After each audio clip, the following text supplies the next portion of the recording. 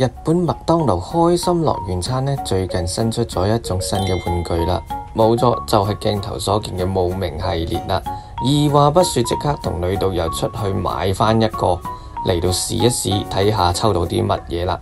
仲要一買咗2盒，包裝盒亦都非常之精美，仲見到成個系列所出嘅玩具添。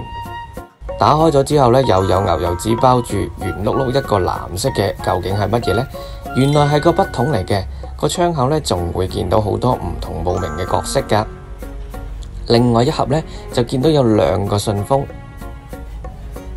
牛油紙下邊包住嘅呢，就係史力奇啦。後邊呢，佢個背囊仲可以打開，有個位扼住佢，用嚟夾住啲嘢㗎。所有鍾意冒名系列嘅朋友仔，千祈唔好錯過呢一套系列啦〜